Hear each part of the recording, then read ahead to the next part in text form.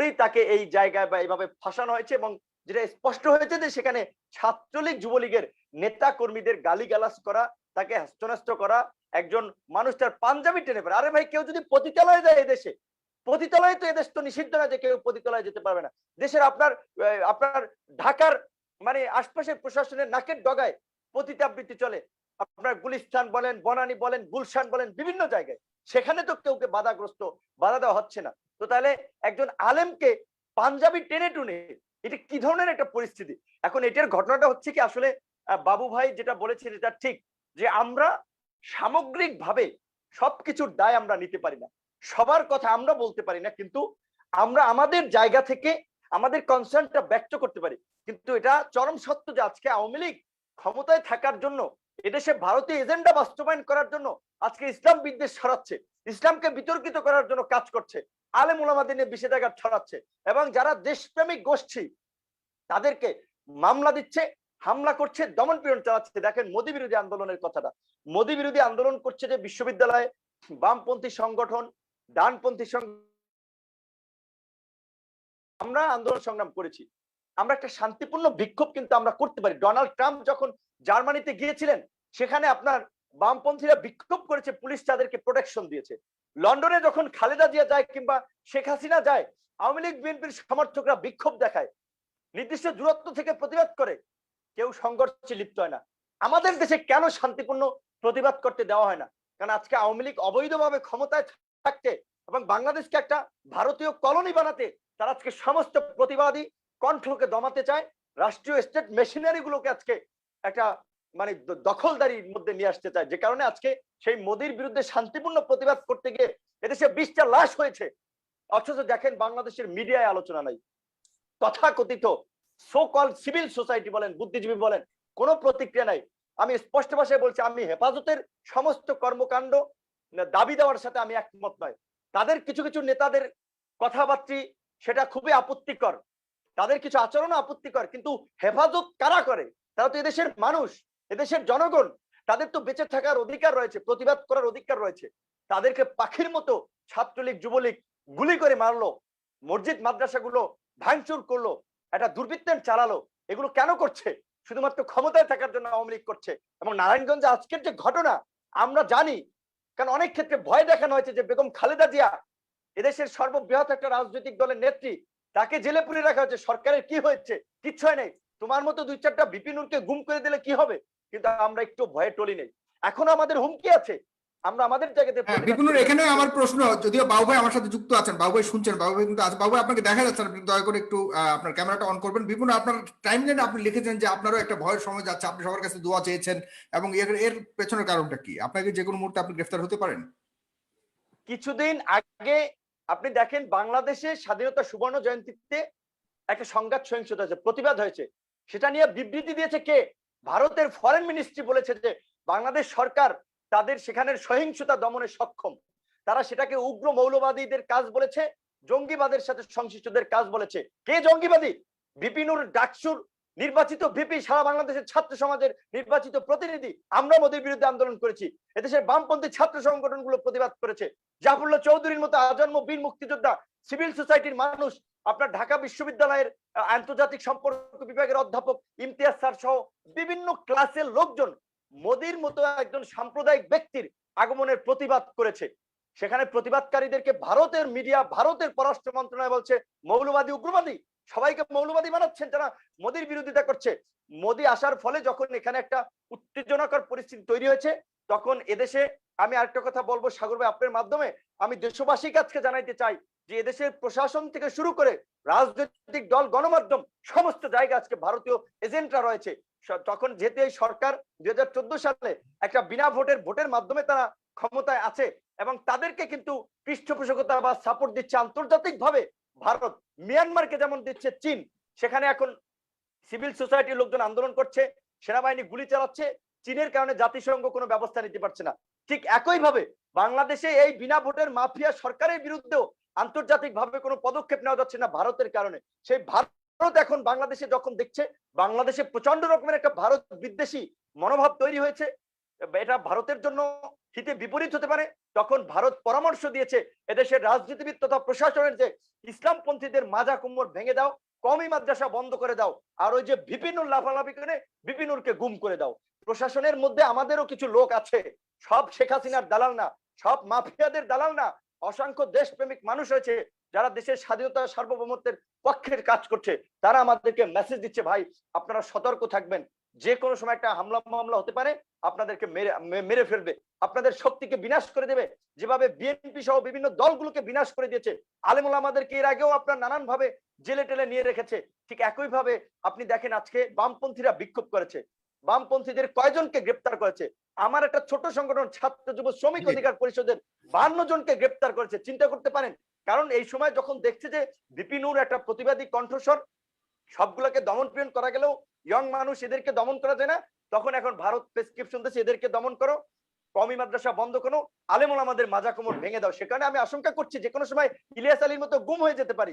BNP নেতা ইলিয়াস আলীকে যেভাবে আপনার এখান থেকে গুম করে আপনার আগরতলা নিয়ে হত্যা করা হয়েছে, এ ধরনের অনেক গুমের ঘটনা ঘটছে যেগুলো সরাসরি আপনারাই কিন্তু মোদী বিরোধী আন্দোলনের সর্বপ্রথম আপনারাই শুরু করেছিলেন, কিন্তু প্রাণ গেছে 20 জন মানুষের, হেফাজতের সমর্থক এবং অন্য সাধারণ মানুষের। আপনাকেও গ্রেফতার করা হয় না, এটা একটা উদাহরণ দিয়ে গেছেন। কেন আপনাকে গ্রেফতার করা হয় না, এই ধরনের ইয়েও আছে। আপনি এই প্রশ্ন রেখে গেছি, আমি হারুন ইজাজ সাহেব আপনার কাছে আসছি, আপনি একটু দয়া করে বলবেন। আপনার অনেক কথা বলার ছিল, আপনি তখন বলতে পারেননি, আমি আপনার কাছে আবার আসলে আপনি দয়া করে বলেন। জি, ধন্যবাদ সাগর ভাই।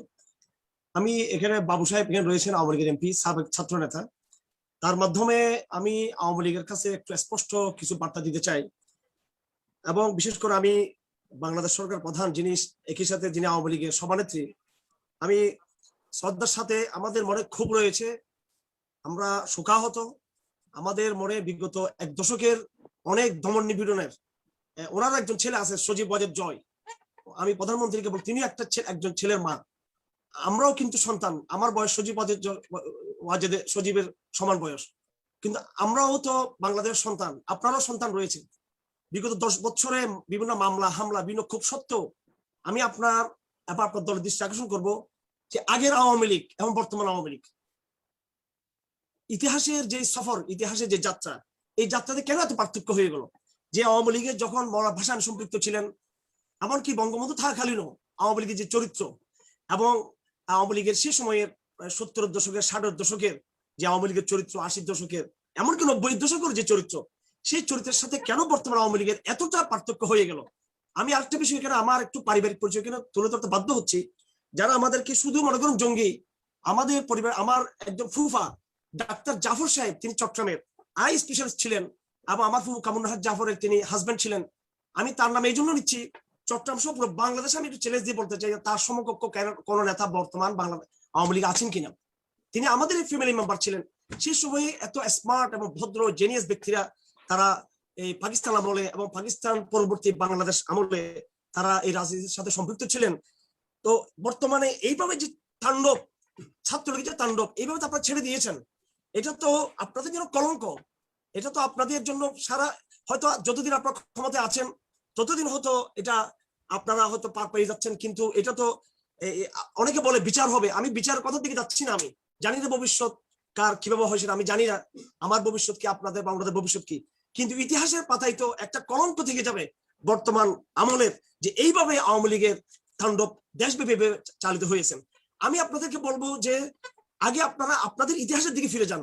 আপনারা এই যে এখানে আমার লাইব্রেরিতে বই দেখতে পাচ্ছেন, কিছু বই এখানে আছে, আওয়ামী লীগের সাবেক সভাপতি শামসুল আলম সাহেবের বই আছে এখানে, তিনি নিজের হাতে লিখেছেন, ইসলামী বিপ্লবের কথা তিনি লিখেছেন, ইসলামী সমাজ সংস্কারের কথা তিনি লিখেছেন, তিনি আওয়ামী লীগের সভাপতি ছিলেন তিনি, এবং তিনি আওয়ামী লীগের সেক্রেটারি, আওয়ামী লীগের বঙ্গবন্ধুর সাথে তিনি জেল খেটেছেন, তিনি বঙ্গবন্ধুর সাথে, এবং বঙ্গবন্ধুর অসমাপ্ত আত্মজীবন যখন বাংলাদেশে প্রথম বের হয়, আমি হয়তো সম্ভবত তার প্রথম পাঠক ছিলাম, সেই সত্যগুলো আজকে কোথায়? যেগুলো বঙ্গবন্ধু তিনি তার বই লিখেছিলেন, সেই বাস্তবতাগুলো কোথায়?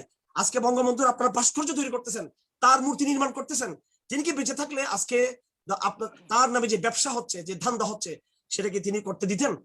আমি আহ্বান করব যে আপনারা হয়তো আমাদের থেকে আশা করছেন যে আমরা আপনাদেরকে বলবো যে মুসলিম হওয়ার জন্য, আপনাদেরকে আমরা তৌহিদের পথে আহ্বান জানাবো, কিন্তু তার আগে আপনাদেরকে বলবো আপনাদের কমপক্ষে অতটুকু, জানি আমরা আপনার পূর্ব তৌহিদের পথে পরিপূর্ণ প্রত্যাবন করতে এই মুহূর্তে পারবেন না, কিন্তু কমপক্ষে আপনারা আপনাদের অতীত ইতিহাসের 60-এর দশকের, 70-এর দশকের, 50-এর দশকের আপনার 80 দশকের সেই যে ইতিহাস ছিল, কমপক্ষে আজকের থেকে কিছুটা বেটার যে ছিল, সেই ইতিহাস যদি কমপক্ষে আপনারা ফিরে যান, এটা তো আগেকার নেতৃবৃন্দ কল্পনা করতে পারতেন না যে একটা গুন্ডাতন্ত্র যেভাবে পুরো বাংলাদেশে তৈরি হয়েছে।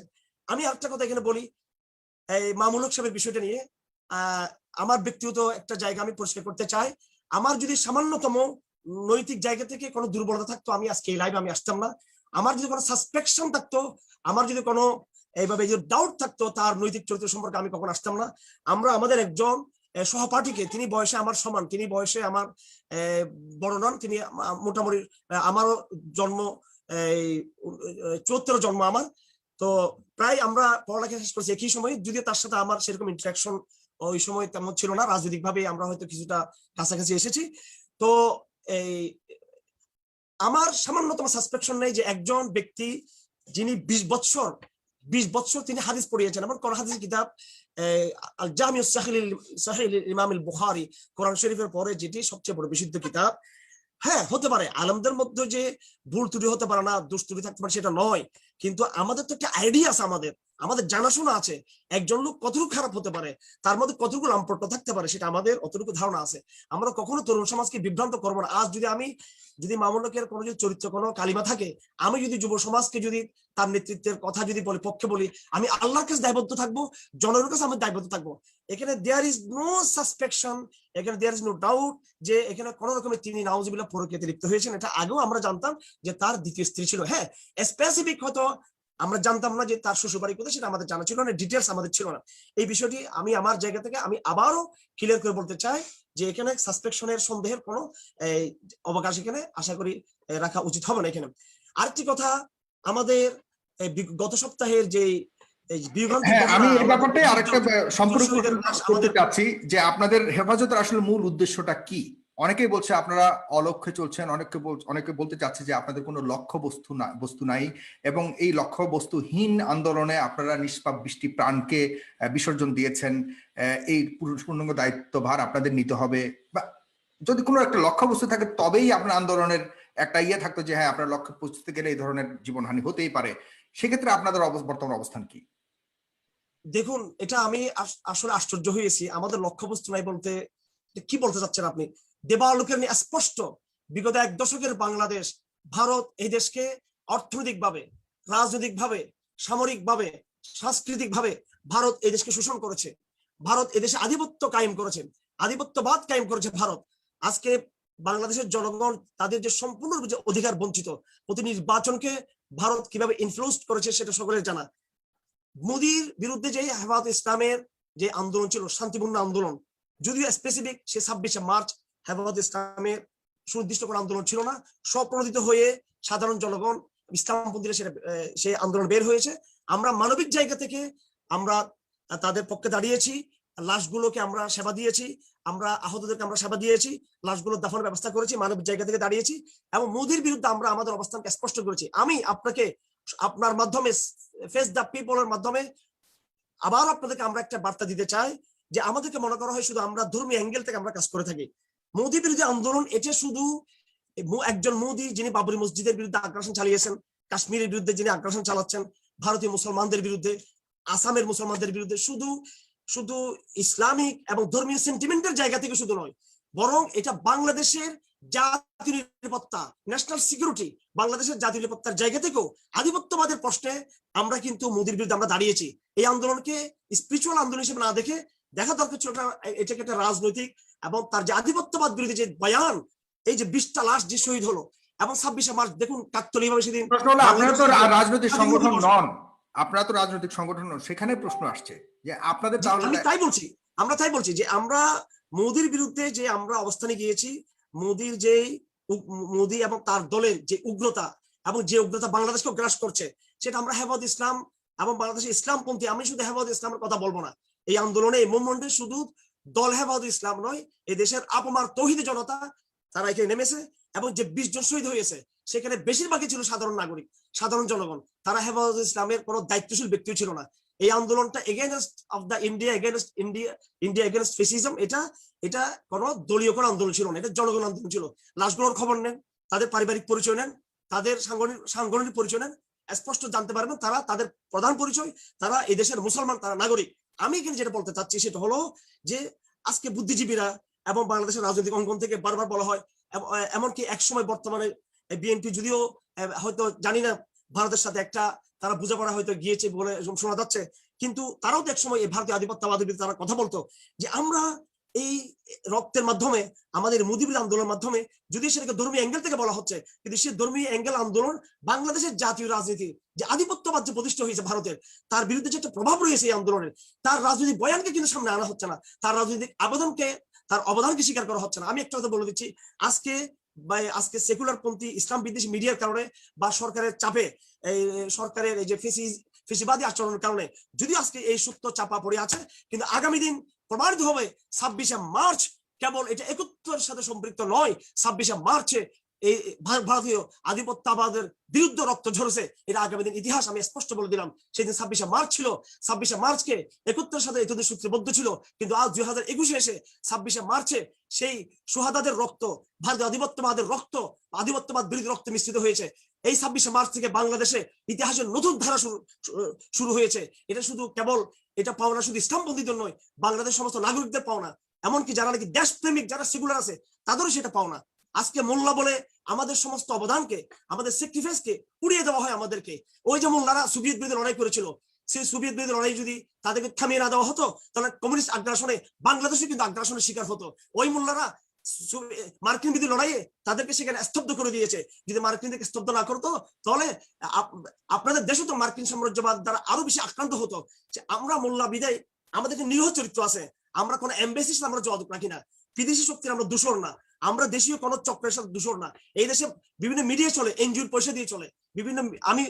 আমাকে নুরুবে ইশারা করতে চেয়েছেন হয়তো মিডিয়ার বিরুদ্ধে না বলার জন্য, কিন্তু ক্রান্তিকালের এই সময় অবশ্যই আমাকে বলতে হবে কাদের কাদের বিভিন্ন এমবিসি গুলোতে যোগাযোগ পেয়েছে। আমি হারুন রিজার্ভ বলতে চাই, আমাদের পারিবারিক পরিচয় আছে, রাজনৈতিক পরিচয় আছে, আমাদের বিশাল জনগোষ্ঠী আমাদের সাথে রয়েছে। কি আমরা মাটিতে জনগণকে সাথে রেখেছি, উপরে আমরা আল্লাহকে সাথে রেখেছি। আমরা দেয়ার ইজ নো কনস্পাইরেসি, আমরা কোনো কনস্পাইরেসি নেই, গোপন কোনো সংগঠন নেই, হিডেন কোনো এজেন্ডা নেই, আমাদের কোনো বিদেশি এমবেসির সাথে কোনো এনজিওর সাথে আমাদের সম্পৃক্ততা নাই। অত্যন্ত নিরীহ জায়গা থেকে, আমি যে নিরীহ জায়গার কথা বঙ্গবন্ধুর ব্যাপারেও আওয়ামী লীগ দাবি করে থাকে, আজকে আপনারা নামে বঙ্গবন্ধুর কথা বলে থাকেন, কিন্তু তার যে চরিত্রের ভালো দিকগুলো এগুলো একটা আপনাদের মধ্যে নাই। বরং বঙ্গবন্ধুর চরিত্রে যেগুলো ভালো দিক, হ্যাঁ, আমি তার ধর্মনিরপেক্ষতার প্রশ্ন বাদ দিয়ে, অন্য প্রশ্নগুলো বাদ দিয়ে তার মানবিক গুণাবলীর কথা বলতেছি। কমপক্ষে সেই গুণাবলী ধারণ করলেও তো আপনারা একটু ভালো আওয়ামী লীগ হতে পারতেন। আপনারা নষ্ট হচ্ছেন কেন? আমি আপনাদেরকে সেই জায়গায় আপনাদেরকে আহ্বান করতে চাই। পলিটিক্যাল কোনো গোল আছে কিনা, আপনারা ক্ষমতায় যেতে কোন ধরনের পলিটিক্স করছেন কিনা, বা এবং রাষ্ট্রীয় বিভিন্ন দাবি দাওয়া আদায় করতে গেলে হুজুরদের পলিটিক্স করার যে কোরআনী শাসন মোতাবেক রাইটস আছে কিনা বা করতে পারে কিনা, এই কয়েকটা জিনিস যদি ছোট্ট করে বলেন, এরপরে আমি নুরের কাছে গিয়ে আজকে অনুষ্ঠান শেষ করব।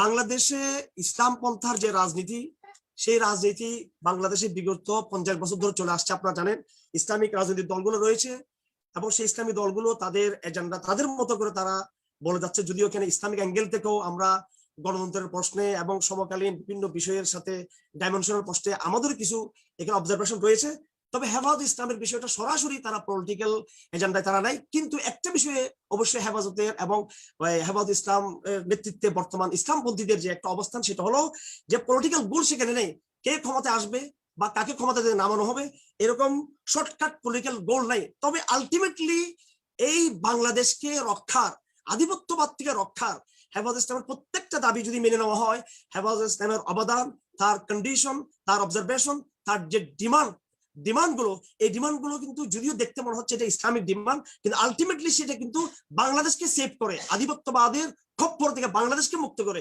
সেই হিসেবে বলা যেতে পারে আমাদের একটা পলিটিক্যাল ইতিবাচক আমাদের প্রভাব রয়েছে এবং পলিটিক্যাল ইতিবাচক একটা আমাদের টার্গেট রয়েছে।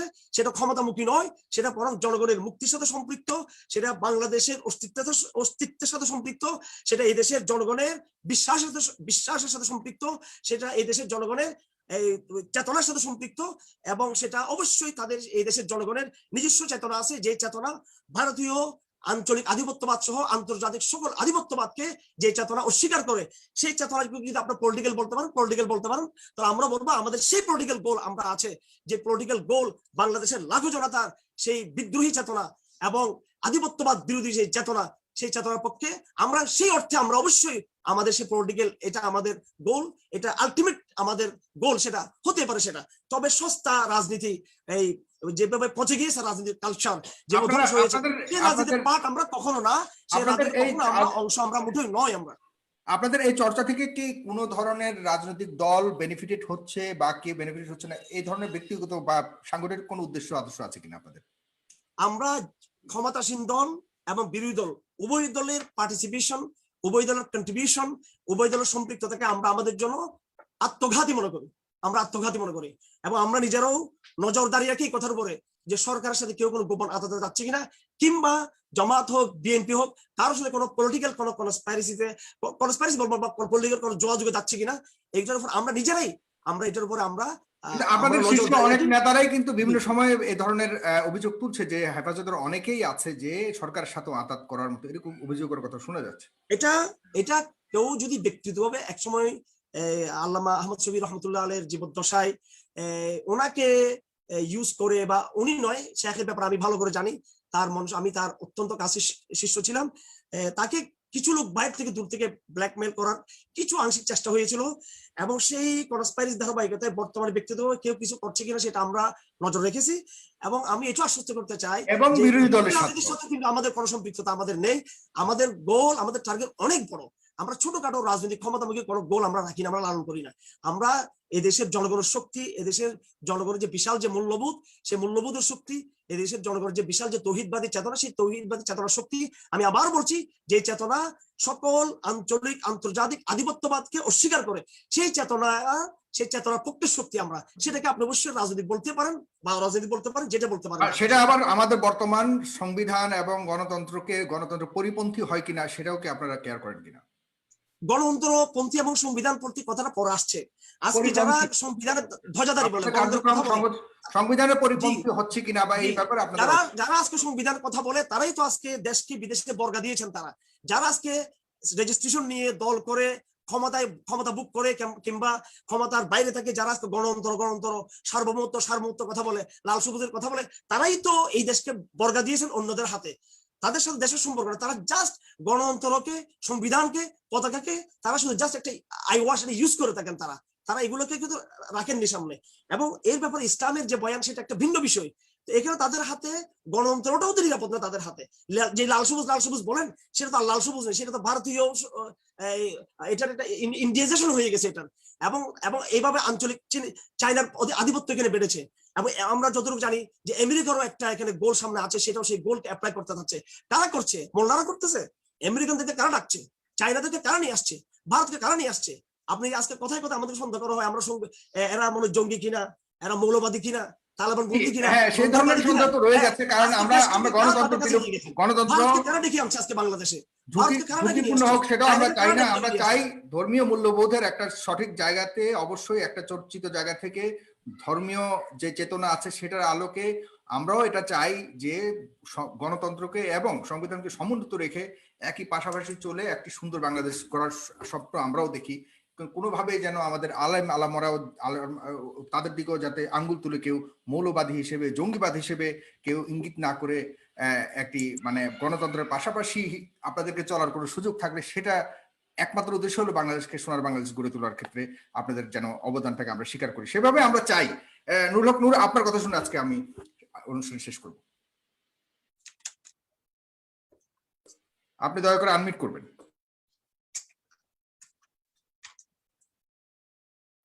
আমার স্বাভাবিকভাবেই বাংলাদেশকে আন্তর্জাতিক অঙ্গনে চলতে হলে আমার সব দেশকেই লাগবে, ভারতকেও লাগবে, চীনকেও লাগবে, আমেরিকাকেও লাগবে। তবে আমরা যেটা সবসময় বলি যে অবশ্যই কোনো দেশের কাছে বিক্রি হয়ে যাওয়া নয়, এবং কোনো দেশের কাছে নতজানু হয় না, যেটা যেমন এই সরকার যেটা করছে। কারণ স্বাভাবিকভাবে যেহেতু তারা একটা আপনার গণতান্ত্রিক প্রক্রিয়ায় নির্বাচিত সরকার না, সুতরাং ক্ষমতায় থাকার জন্য স্বাভাবিকভাবে তারা বিদেশি অপশক্তির সাথে হাত মিলিয়ে বাংলাদেশের স্বার্থকে বিকিয়ে দিয়ে তারা হচ্ছে ক্ষমতায় থাকার একটা চেষ্টা করছে। কিন্তু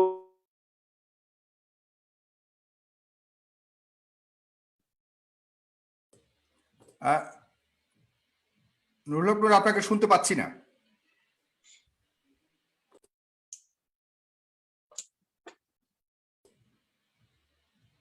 হারুন ভাই আপনি কি শুনতে পাচ্ছেন? জি শুনতে পাচ্ছি, শুনতে পাচ্ছি। না, নুরুল হক নূরকে শুনতে পাচ্ছেন? আমি নুরুলকে শুনতে পাচ্ছি না, নূরকে শুনতে পাচ্ছি না। নুরুল হক নূর, আপনাকে শোনা যাচ্ছে না, আপনি স্টাক হয়ে গেছেন।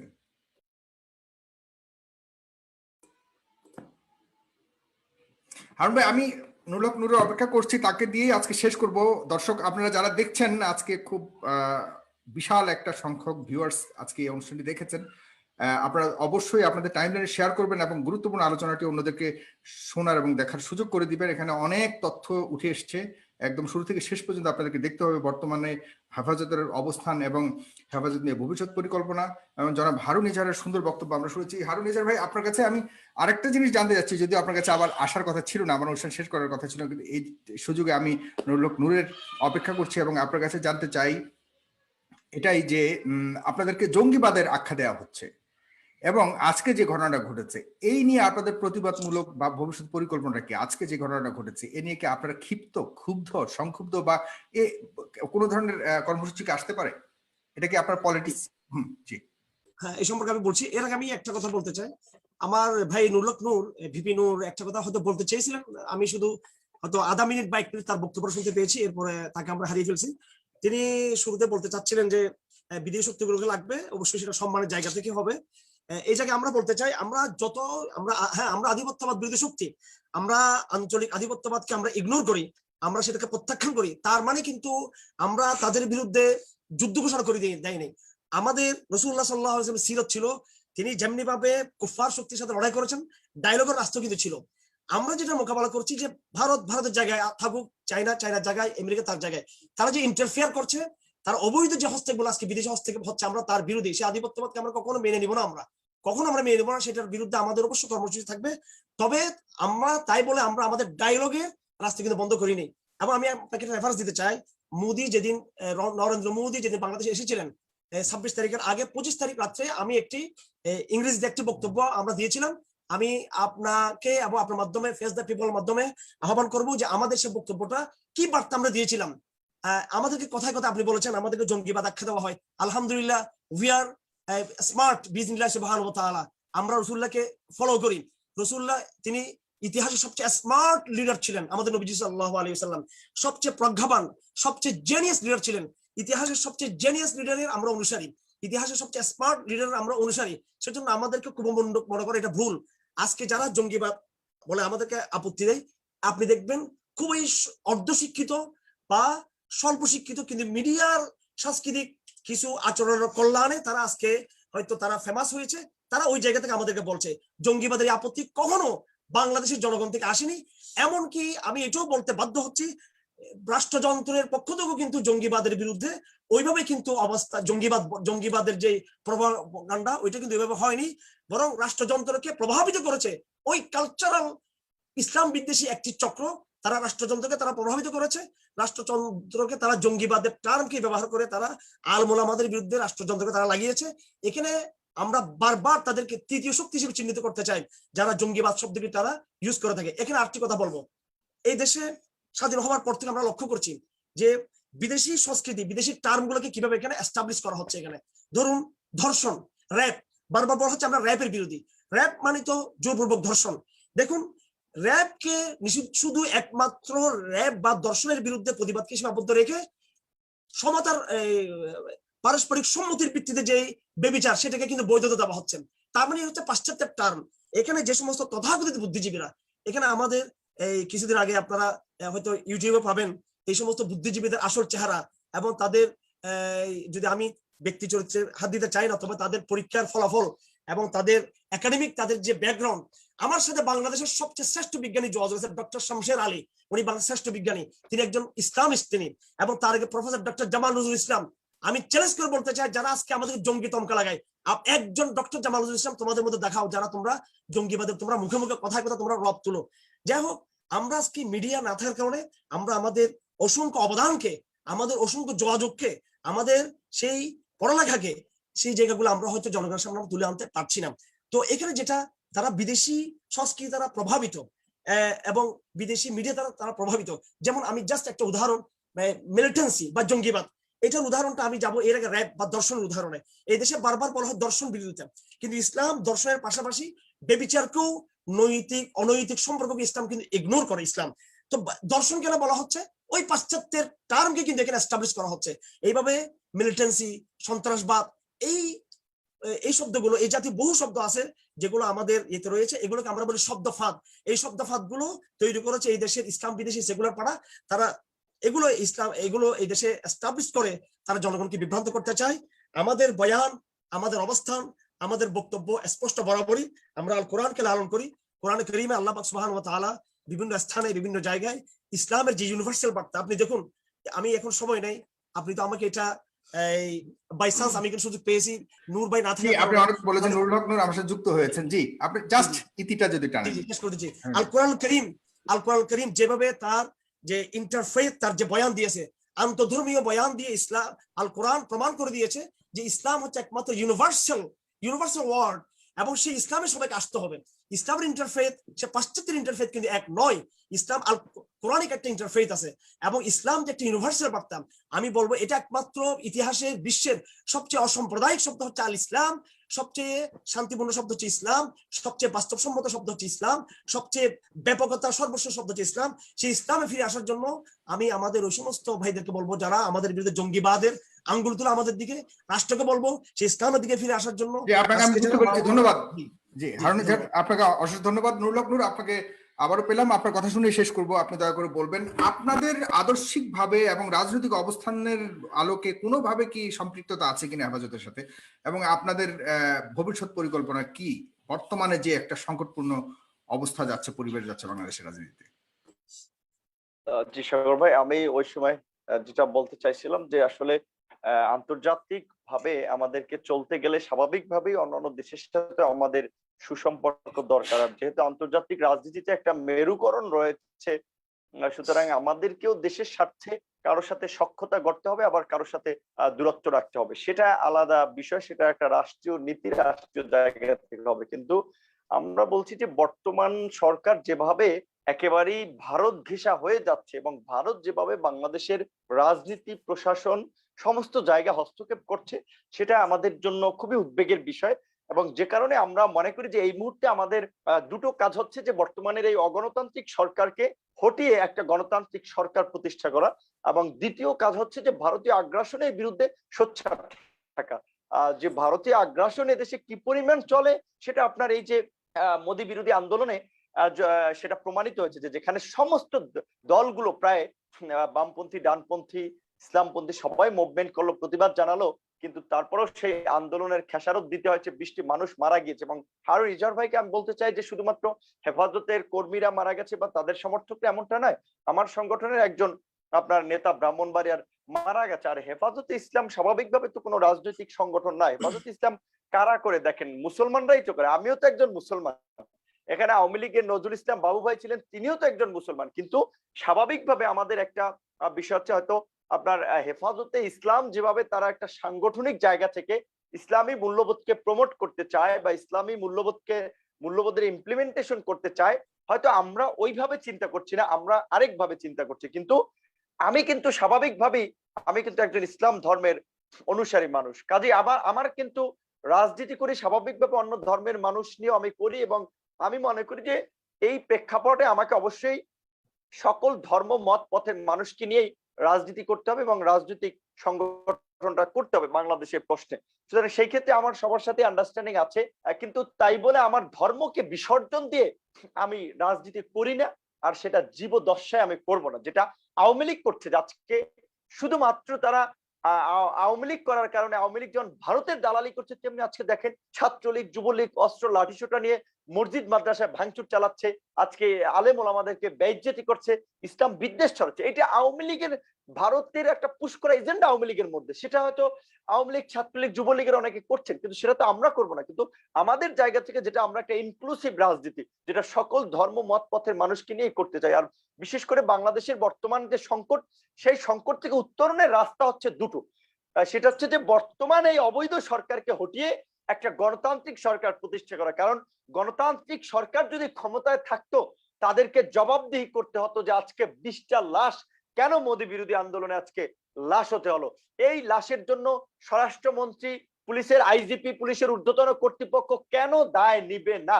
এটা তাদেরকে জবাবদিহি করতে হতো। কারণ এখন তার গণতান্ত্রিক সরকার নেই, এখন আছে ভারত পরিচালিত একটা সরকার। তারা ভারতকে যেভাবে ভারত তাদেরকে মিশন দিচ্ছে, ভীষণ দিচ্ছে, তারা সেভাবে বাংলাদেশে রাজনীতি করছে, বিরোধী দলকে গুম করছে, খুন করছে, মিছিল মিটিং এ হামলা চালাচ্ছে, ছাত্রলীগ যুবলীগকে মাঠে নামিয়ে দিচ্ছে। তারা একটা সংঘাতময় পরিস্থিতি সৃষ্টি করছে।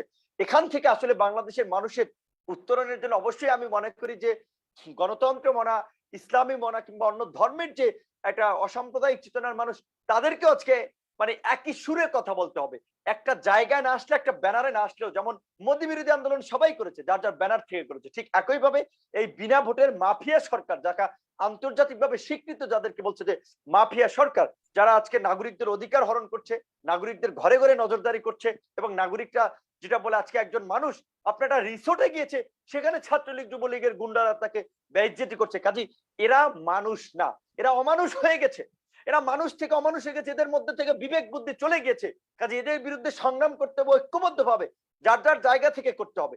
আজকে যদি আমাদের রাজনৈতিক আদর্শের কারণে এক জায়গায় যদি ঐক্য না হয়, অন্তত যার যার জায়গা থেকে অন্তত এই প্রতিবাদটা করতে হবে। তো আমার আসলে সর্বশেষ প্রশ্নটা হচ্ছে, যেটা যে জায়গায় স্বাভাবিকভাবে এটা আমাদের একটা ক্ষোভ রয়েছে, যে আজকে বাংলাদেশে এতগুলো মিডিয়া, এতগুলো গণমাধ্যম, আজকে গণমাধ্যমগুলো সঠিক নিউজ তুলে ধরতে পারছে না, সঠিক খবর পরিবেশন করতে পারছে না। আজকে আপনার একটা ফেসবুকের শো আপনার 70,000 মানুষ দেখে, আমি চ্যালেঞ্জ করে বলতে পারি যে বাংলাদেশের কোন গণমাধ্যমের টকশো 70,000 তো দূরের কথা, একসাথে 20,000 মানুষও দেখে না। আপনাদের টকশো কেন দেখে? আপনি দেশের বাইরে থেকে উপস্থাপন করছেন, কারণ আপনাদের এখানে এসে মানুষ কথা বলতে পারে, আপনারা মানুষের কথাগুলো তুলে ধরতে পারছেন, মিডিয়াতে সেটা পারছে না। আমরা জানি যে মিডিয়ার উপরে অনেক রেস্ট্রিকশন আছে, সরকারের বিধিনিষেধ আছে, কিন্তু তারপরেও খালেদ মহিউদ্দিন ভাইয়ের কথা বলতে হচ্ছে যে আপনার ডয়েচে ভেলের যে রিপোর্টে মিডিয়া আবার অনেকাংশে তারা নিজেরা একটা সেলফ সেন্সরশিপ জারি করেছে নিজেদের উপরে, যে তারা মনে করছে যে এটা কথা বললে সরকারি বিরাগভাজন হতে পারে, সরকারের আপনার রোষানলে পড়তে পারে, এই যে তথাকথিত ডিজিটাল নিরাপত্তা আইন, আপনার এই আইনে মামলা খেতে পারে। এ কারণেও তারা অনেক সময় ভয়ভীতি আতঙ্কের মধ্যে। কিন্তু এটাও আবার আমাদের জন্য একটা আপনার ভালো দিক আমি বলবো, কারণ যখন আপনি সমস্ত জায়গাগুলোকে বন্ধ করে দিবেন, মানুষের কথা বলার সুযোগ দিবেন না, তখন কিন্তু চতুর্দিক থেকে মানুষ একটা লড়াই সংগ্রাম শুরু করবে, মানুষ জেগে উঠবে। যেমন হেফাজতে ইসলাম হরতাল দিয়েছিল, কিন্তু সেই হরতালে দেখেন বাংলাদেশের বিভিন্ন শ্রেণী পেশার মানুষ, কে হেফাজত, কে অমুক দল টল করে, সেটা বিভিন্ন জায়গা থেকে নেমে গিয়েছিল। কারণ এটা কোনো হেফাজতের ইস্যু না, মোদির আগমনের বিরুদ্ধে প্রতিবাদ করায় বাংলাদেশের মানুষের উপরে গুলি চলেছে, সেটার প্রতিবাদে হরতাল হয়েছিল, সেই হরতালে মানুষ নেমেছিল। আমিও আমার জায়গা থেকে প্রতিবাদ করেছিলাম, প্রেস ক্লাবে দাঁড়িয়ে জাফরুল্লাহ চৌধুরী, জোয়েদ সাকি সহ অনেক মানুষ। কারণ হেফাজত করুক, তারা তো মানুষ, তাদের তো আমাদের কথা বলতে হবে। আওয়ামী দুর্বৃত্তদের মতো তো না, হেফাজত করলে তাদেরকে পিটাতে হবে, মসজিদ মাদ্রাসায় ভাঙচুর চালাতে হবে, তাদেরকে জঙ্গিবাদ হিসেবে তুলে ধরতে হবে, মাদ্রাসায় অভিযান চালিয়ে গরু জবাই করার ছুরি উদ্ধার করে বলছে যে মাদ্রাসায় এই এই সেই হয়ে গেছে। একটা মাদ্রাসার ছাত্রকে আপনার টর্চার করা হচ্ছে, সমস্ত মিডিয়া টিডিয়া টকশো মকশো হইচই পড়ে গেছে। অথচ মাদ্রাসার যে আপনার 18, 19টা না 17টা ছাত্র মারা গেল, মাদ্রাসাগুলোতে যে নারকীয় তাণ্ডব চালাচ্ছে ছাত্রলীগ যুবলীগের গুন্ডারা, আওয়ামী লীগ গুন্ডারা, পুলিশ প্রশাসন, সেটা নিয়ে কোনো সমালোচনা নেই। কাজে এই দলকানা সমাজকে আজকে নতুন করে জাগাতে হবে। সেই জায়গা থেকে আমি মনে করি আমাদের মতো এরকম যারা শিক্ষিত তরুণ রয়েছে, সচেতন মানুষ রয়েছে, তাদেরকে আজকে কথা বলতে হবে, এই দুর্বৃত্তদের বিরুদ্ধে ঐক্যবদ্ধ ভাবে একটা লড়াই সংগ্রাম করতে হবে, এবং বাংলাদেশকে রক্ষা করার আন্দোলনে সবাইকে ঝাঁপিয়ে পড়তে হবে। এবং আরেকটা কথা আমি বলে শেষ করবো, যেটি হচ্ছে যে এই সরকার দেখেন, আপনার প্রথম আলোর রিপোর্ট অনুযায়ী আপনার এখানে বলছিল যে আপনার 25শে মার্চের দিকে তারা আপনার যে বেলা 1:30টা থেকে 3:30টা 2 ঘন্টায় তারা 1037টি গুলি চালিয়েছিল, অর্থাৎ মিনিটে আপনার 9টি গুলি চালিয়েছিল, 93টি কাঁদানে শেল মেরেছিল, অর্থাৎ 1.5 মিনিটে একটি করে কাঁদানে শেল মেরেছিল। পুলিশ আগে এরকম একেবারে সশস্ত্র অবস্থানে চলে গিয়েছে। কাজেই পুলিশ কার নির্দেশে কোন এজেন্ট, আমার মনে হয় যে আজকে এদেশের মানুষ এখন বুঝতে পারছে, এবং একটা বিস্ফোরণ ঘটবে, জনগণের বিস্ফোরণ ঘটবে, এবং এই বিস্ফোরণের মাধ্যমে আওয়ামী দুর্বৃত্তরা জ্বলে পুড়ে ছারখার হয়ে যাবে। আপনি দেখেন ইতিমধ্যে আওয়ামী লীগ, যুবলীগ, ছাত্রলীগের অনেকে পদত্যাগ করছে। কেন পদত্যাগ করছে? যে আওয়ামী লীগের এই সমস্ত ইসলাম বিদ্বেষী কর্মকাণ্ডের কারণে। হারুন ইজার ভাই বলেছেন যে আপনার ওই যে আপনার আওয়ামী লীগের প্রতিষ্ঠাতা ছিলেন শামসুল হক খান সাহেব, মাওলানা আব্দুল হামিদ খান ভাসানী। হারুন ইজার ভাইকে আমি বলবো, আমরা ওই স্বাভাবিকভাবে বঙ্গবন্ধু এদেশের স্বাধীনতা সংগ্রামের একজন মহানায়ক, একজন মহাপুরুষ, আমরা তাকে সম্মান করি, রেসপেক্ট করি, কিন্তু তাই বলে আওয়ামী লীগকে নয়। আওয়ামী লীগ সেই ধারাটা অব্যাহত রাখতে পারে নাই। মাওলানা ভাসানী সেই আওয়ামী লীগ করে নাই, সেই আওয়ামী লীগকে পরিত্যাগ করেছে। এবং নজরুল ইসলাম বাবু ভাই যেটা বলেছিলেন, বাবু ভাই এখানে নাই কিন্তু আমার মনে হয় বাবু ভাই অবশ্যই টকশো শুনবেন, যে আপনার আওয়ামী লীগ, ছাত্রলীগ, যুবলীগ মুক্তিযুদ্ধের সময় থেকে এদেশের মানুষের অধিকার আদায়ের জন্য আন্দোলন সংগ্রাম করেছে, অবশ্যই করেছে। 60-এর দশকের 70-এর দশকের ছাত্রলীগ আর আজকের ছাত্রলীগ এক নয়। আজকের ছাত্রলীগ হচ্ছে হেলমেট লীগ, আজকের ছাত্রলীগ হচ্ছে হাতুড়ি লীগ। যে ছাত্রলীগের হাতে গত 10 বছরে আপনি দেখেন সমস্ত শিক্ষা প্রতিষ্ঠানগুলো রক্তে রঞ্জিত হয়েছে। ঢাকা বিশ্ববিদ্যালয়ের ছাত্র আবু বক্কর, বুয়েটের আবরার, জাহাঙ্গীরনগরের জুবায়ের, পুরান ঢাকার বিশ্বজিৎ সহ অসংখ্য নিরীহ মানুষ হত্যাকাণ্ডের শিকার হয়েছে। স্বামীর কাছ থেকে স্ত্রীকে কেড়ে নিয়ে গণধর্ষণের মতো শিকার হয়েছে ছাত্রলীগের নেতা কর্মীদের হাতে। গত 10 বছরে ছাত্রলীগের কর্মকাণ্ড পর্যালোচনা করলে ছাত্রলীগের কোনো ছাত্র সংগঠন নয়, ছাত্রলীগ একটি সন্ত্রাসী সংগঠন। এবং আমি সাগর ভাই সহ বিদেশ থেকে যারা অ্যাক্টিভিস্ট, যারা এই সাংবাদিকতা করছেন, তাদেরকে বলবো আপনারা ছাত্রলীগের এই 10 বছরের অপকর্ম আন্তর্জাতিক ভাবে তুলে ধরেন, ছাত্রলীগকে একটি সন্ত্রাসী সংগঠন হিসেবে ঘোষণার দাবি জানান। কারণ এই ছাত্রলীগ আর এই দেশে কোনো ছাত্রদের সংগঠন নয়। মোদী বিরোধী আন্দোলন করছে আমরা দেশের স্বাধীনতা সার্বভৌমত্ব রক্ষার জন্য, বাংলাদেশের ন্যাশনাল ইন্টারেস্ট। আমি হারুন ইজারবের সাথে এখানে একমত যে মোদী বিরোধী আন্দোলন কিংবা ভারতের বিরুদ্ধে যে আন্দোলন হয়েছে সেটা ভারতের জনগণের বিরুদ্ধে আন্দোলন নয়, ভারতের আগ্রাসনের বিরুদ্ধে আন্দোলন হয়েছে। ভারতীয়রা যে ভারতীয় এদেশেরা যে দাদাগিরি করছেন, ক্ষমতার কলকাঠি নাড়ছেন, এই আওয়ামী লীগ সরকার কিভাবে ক্ষমতা এসেছে অনেক সময় লাগবে সেটি বলতে গেলে। 111-এ ভারতের একটা এজেন্ডার, একটা পরিকল্পনার অংশ হিসেবে তারা ক্ষমতা এসেছেন এবং এসেই তারা এদেশের সিনিয়র হাই অফিসিয়াল, সেই আর্মির 57 জন সেনা অফিসারকে হত্যা করেছেন যেন সেনাবাহিনীকে তারা নিয়ন্ত্রণ করতে পারে, সেনাবাহিনীর মধ্যে প্রভাব বিস্তার করতে পারে।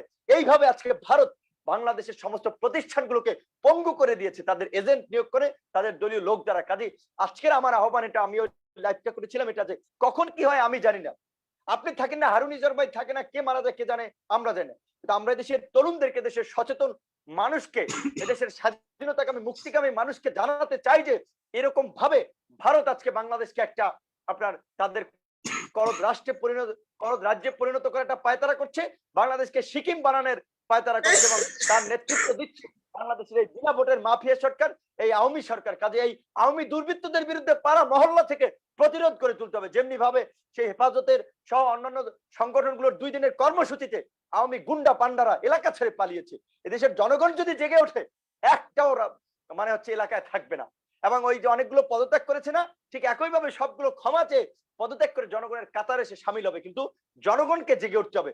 এবং আমি আহ্বান জানাবো সেই জনগণকে, সেই জনগণের প্রয়োজনে, গণতন্ত্রের প্রয়োজনে, দেশের মানুষের অধিকার আদায়ের জন্য, স্বাধীনতা সার্বভৌমত্বের সুরক্ষা দেওয়ার প্রয়োজনে কে আন্দোলনের ডাক দিল, হেফাজত না বামপন্থী না ডানপন্থী, বিএনপি জামাত না কে, আমি সেটা বিবেচনা করতে চাই না। এবং এদেশের মানুষকে অনুরোধ করব, এই বিভাজনের রাজনীতি করে আর আওয়ামী দুর্বৃত্তদেরকে ক্ষমতায় রাখা যাবে না। ডাক যেই দেব, যার যার জায়গা থেকে ঝাঁপিয়ে পড়তে হবে এবং দেশকে রক্ষা করতে হবে। আমার আহ্বান হচ্ছে এটাই। আপনাকে অশেষ ধন্যবাদ। দর্শক, আপনারা দীর্ঘক্ষণ আজকের অনুষ্ঠানটি দেখলেন।